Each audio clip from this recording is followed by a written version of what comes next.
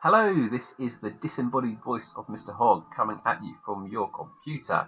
I just thought I would talk to you a bit about collectivisation, to go through some of the stuff you did in the reading last week, just in case anyone was kind of like unsure, and hopefully to kind of clear through any kind of uncertainties.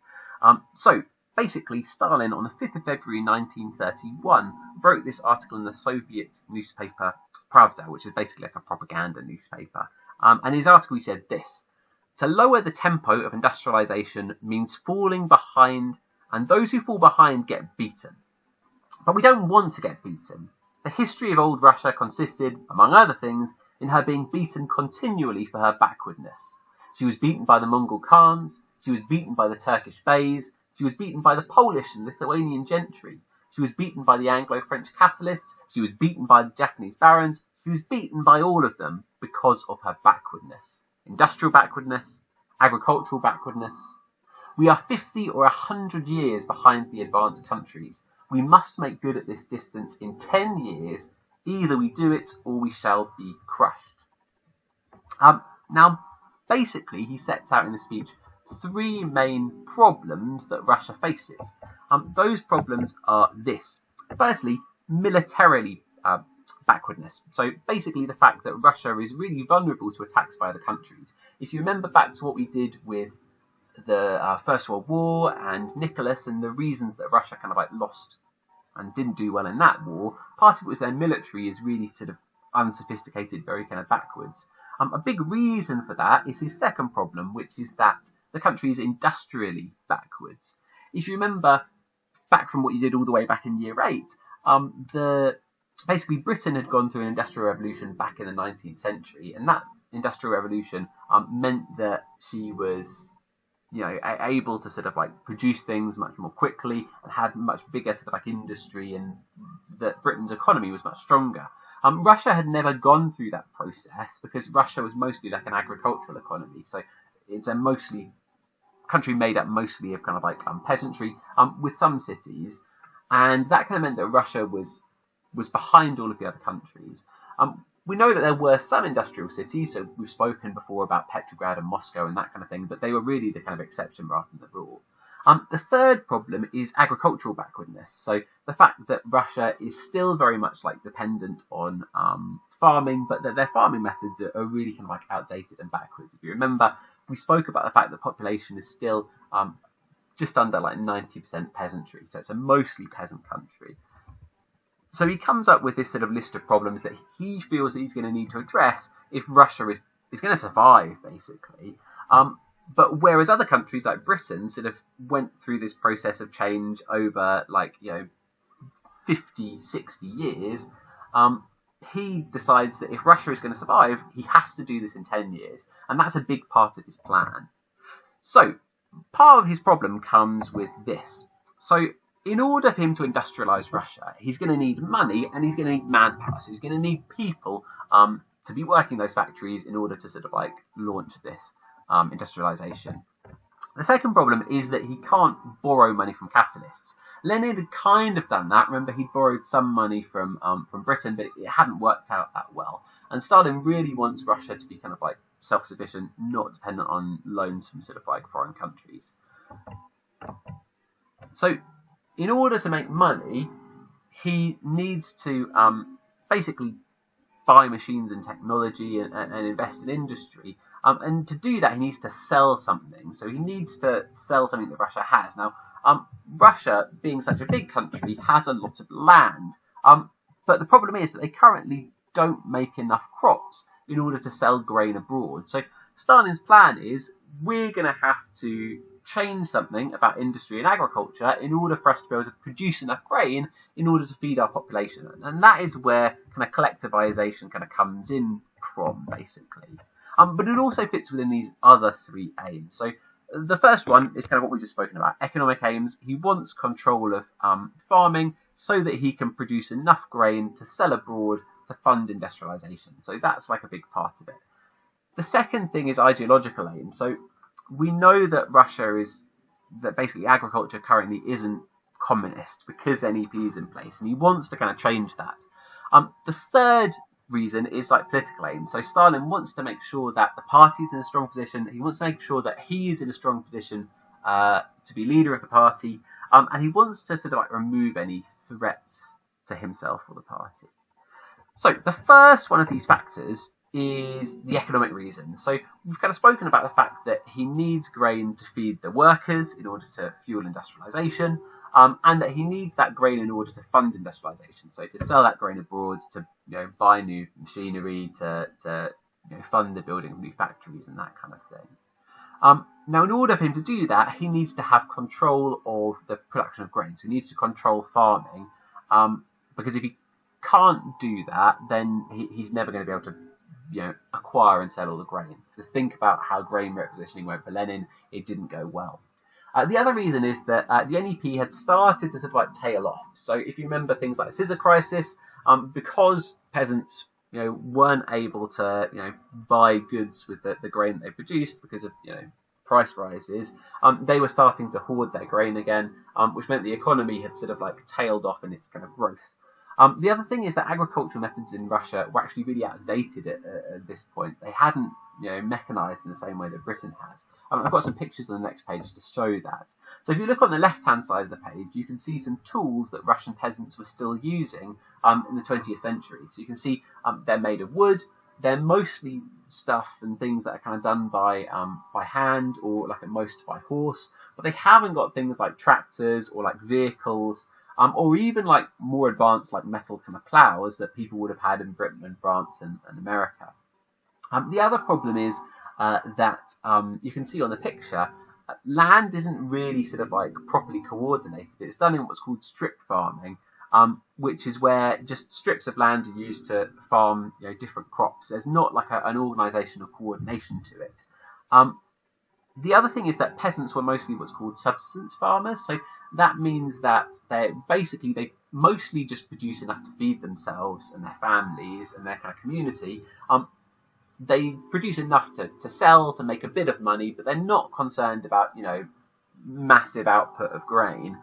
Whereas Stalin was, obviously, because he needs that grain to fund industrialization. So we've got this problem that actually, like, the production of grain is really inefficient at this point. Like, Russia isn't producing anywhere near the grain that it could be producing. And its agriculture, so its farming, is really, really backwards. And that's going to be like a problem for Stalin if he's going to be selling grain to other countries in order to kind of like make money. The second reason is that basically an ideological reason. So Russia at this point was still in the middle of NEP. Now, if you remember in NEP, then peasants were able to sell some of their grain on the free market, which had basically been a measure kind of put in place by Lenin to keep the Russian economy afloat after the Civil War, when the peasants were quite unhappy and in danger of sort of like rising up in events like Tamov, but also as a way to sort of like keep the economy afloat. So NEP had kind of like been put in place as a short-term measure, but lots of people in the party didn't actually like it. They went along with it because it was necessary and because Lenin put it forward, and people mostly respected Lenin and his opinion. But they didn't like it because it wasn't communist. Because in a communist system, even agriculture is state-owned, so it's run by and overseen by the government. So people were not kind of happy with NEP and kind of wanted to get rid of it. They wanted a more communist system in place. Now, for a communist system, then rather than peasants having their own farms, what they would have to do is work on collective farms. So all of the peasants would work on government farms, and they would produce grain that would then get basically taken by the government. They would be given enough to kind of like feed themselves and support themselves, but they would effectively be working for the government the same way that people in factories are working for the government.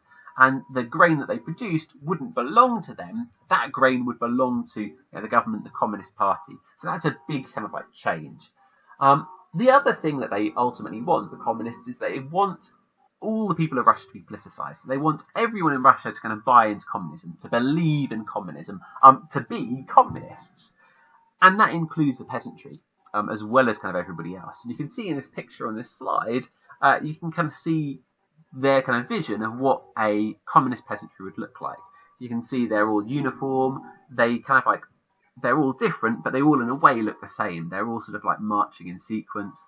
They're all doing their jobs, really effectively. And you can see in the background there the new sort of like modern technology being brought into farming, the kind of tractors. And you can see them sort of like crushing the kind of like the greedy kulak. Remember, the kulaks were, their belief as being like the kind of capitalist peasants, the greedy ones who are like profiting by like hoarding grain.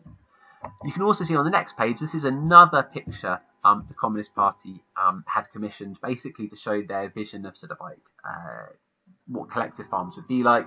You can see in this picture, there's plenty of food and stuff for everybody, but also that everybody is like sharing it equally. Everyone is sort of like, there's no one like above anybody else, except for, obviously, you can see at the top there, picture of Stalin, who's sort of like looking down on everyone like a kind of father figure, or like a kind of like a godlike figure.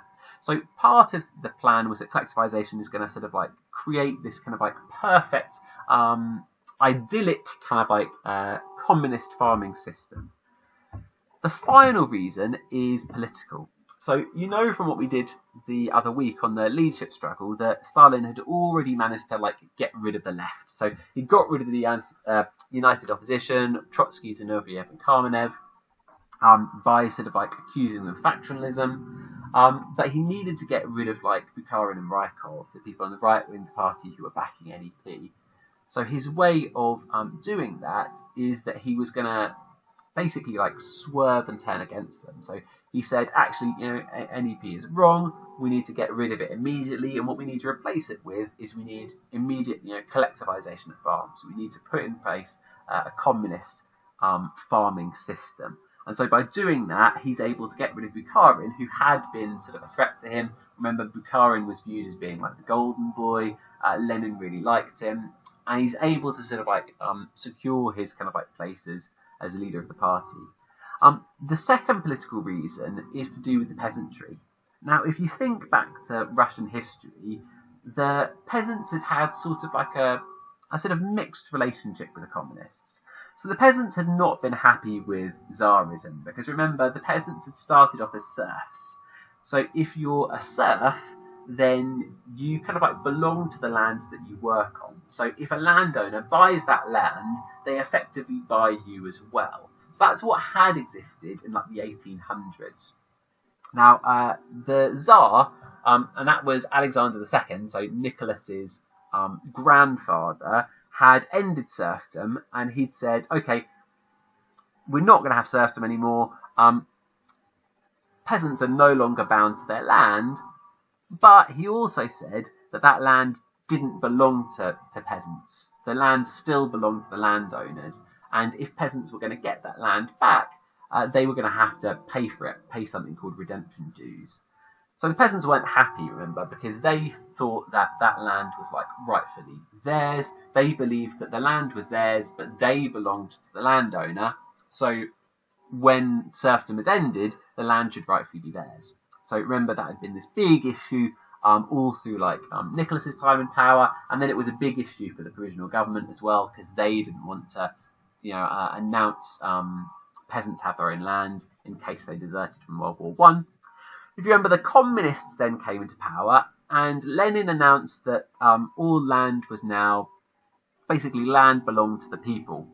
And that was sort of sly in that the peasants immediately seized their land, seized their farms, because they thought that Lenin was saying that the land belonged to them. And Lenin sort of let them believe that. He let them take control of their farms and that kind of thing.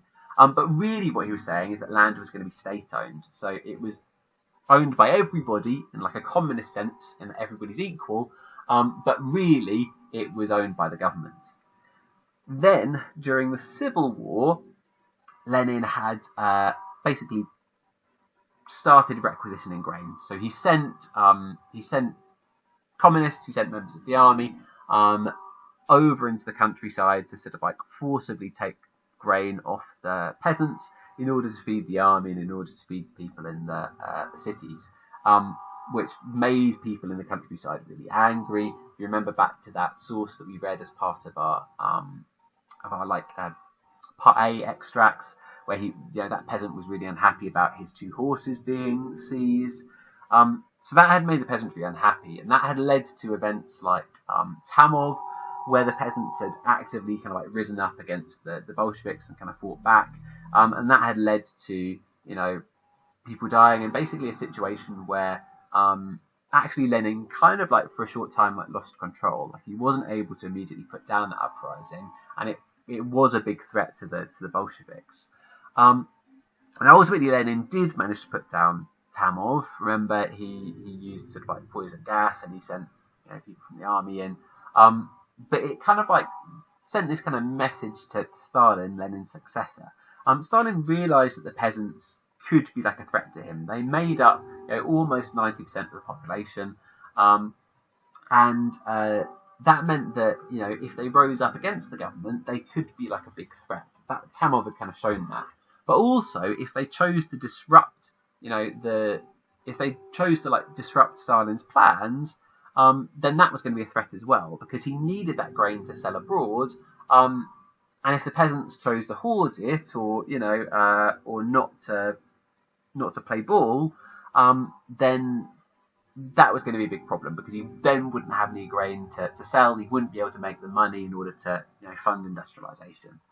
So Stalin realizes that if he's going to actually like get the grain that he needs to take control of peasantry. He needs to remove that threat. And the way to do that is to put all of the peasantry under his control. He has to make sure that they're not going to be a threat to him. They're all under his control. And his way to do that is that he decides he's going to put them into collective farms. Because in collective farms, they're not gonna have their own kind of like freedom to kind of like do what they want. They're going to be overseen by kind of like the communists. And they're going to have to do what they're told, basically. And on those farms, rather than them producing their own grain and then selling it to the government, basically all the grain that they produce will belong to the government, and peasants will get given back enough to sort of feed themselves and kind of like get by. But ultimately the government will control everything, which will be good for Stalin. So we've got our kind of like three big reasons. We've got the economic aims, which is that he needs to have control of grain so that he can sell it, so that he can then fund industrialization, so he can fund his plans.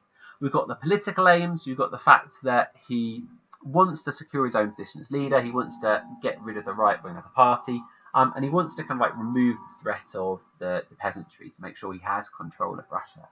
And we've got his ideological aims. We've got the fact that he wants to create like a properly communist agricultural system, and he wants the peasants to be like politically to be communist. Now, what I've set you for homework is I've set you to write an essay assessing if each of these things are how far Stalin's successful in collectivization. So for your essay, each of these aims is going to be one of your paragraphs. So one paragraph will be political aims, one paragraph will be ideological aims, one paragraph will be economic aims. What I would expect for you to be suggesting, well, Stalin is successful in one of these aims, but is not necessarily successful in all of his aims, or is partially successful in some of these aims, but is not completely successful. So you might be saying, for example, that he is, politically successful, but he's not ideologically successful, or that, he's economically successful, but he's only, partially politically successful, or whatever. The other thing that I think would be worth considering is considering short and long term. So thinking about the fact that in the short term, he's not economically successful, and the fact that grain output actually goes down. But maybe in the long term, he is successful in that, grain output does like recover, and it puts him in a much better position in terms of like industrializing Russia, which he does kind of succeed in doing. If you have any questions about the essay or the kind of like the reading I've set, please drop me an email. I'm going to be checking my emails, every day to make sure. And don't worry about this essay. I know probably you guys are going to think that I'm being a bit mean, setting you an essay on the first week of self-isolation, but it's just a way for me to know what it is you're understanding and what you're not understanding, so I can use that to kind of like base the next thing that I do with you. The other thing is let me know if you find these videos useful, and if there's anything that you want me in particular to go through in future videos. Hopefully in a couple of weeks' time we should have the online classroom set up, so we can do some actual sessions with the like the five of us, and I can sort of answer questions properly there. But in the meantime, I think these videos is quite a, kind of like a good way to kind of do that. So I hope you are all keeping as well as can be. Keep safe, and I will speak to you soon.